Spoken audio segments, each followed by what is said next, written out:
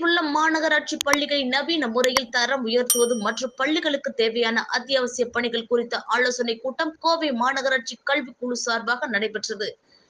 கோவை மாநகராட்சி அரசு பள்ளிகளுக்கு நிறைவேற்றப்பட உள்ள புதிய திட்டங்கள் மற்றும் பள்ளிகளின் தர மேம்பாட்டை உயர்த்துவது தொடர்பாக கோவை மாநகராட்சி கல்விக்குழு தலைவர் மாலதி தலைமையில் ஆலோசனை கூட்டம் மாநகராட்சி வளாக அரங்கில் நடைபெற்றது.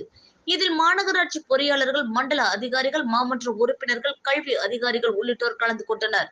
இதில் மாநகராட்சி அனைத்து பள்ளிகளுக்கும் குடிநீர் சுத்திகரிப்பு இயந்திரம் பொருத்துவது என்று ஏற்கனவே நடந்த குழு கூட்டத்தில் ஆணையர் அறிவுறுத்திய நிலையில் தற்போது மாணாக்கரின் நலன் கருதி உடனடியாக செயல்படுத்தவும், அனைத்து பள்ளிகளுக்கும் கண்காணிப்பு கேமரா பொருத்த நடவடிக்கை எடுக்கவும் கோரிக்கை விடப்பட்டது.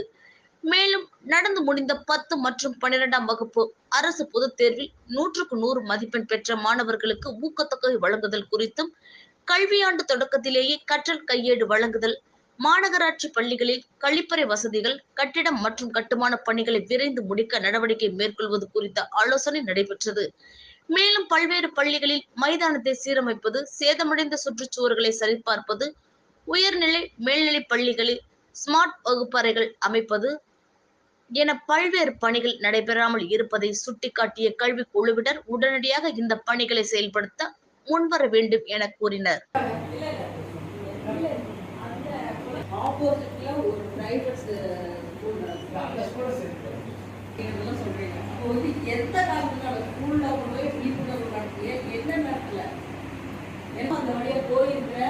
அந்த ஸ்கூலை பார்க்கும்போது நம்ம ஸ்கூல் அப்படியே இதாக இருக்கும். ஆனால் கிளாஸ் ரூம் பக்காவாக இருக்கும், ஸ்டூடெண்ட்ஸ் பெஞ்சுக்கு பக்காவாக இருக்குது. டைனிங் டேபிள் மட்டும் நான் பார்க்கல.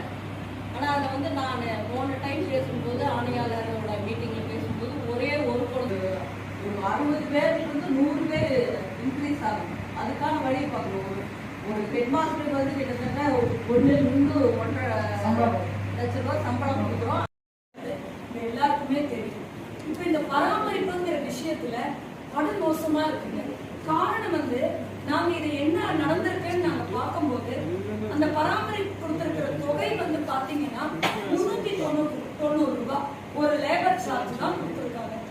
அந்த 390 ரூபாயை வச்சு அந்த ஒரு பார்க்குகளை எப்படி பண்ண முடியும்? என்னுடைய பகுதி எடுத்தீங்கன்னா 12 பார்க் இருக்கு.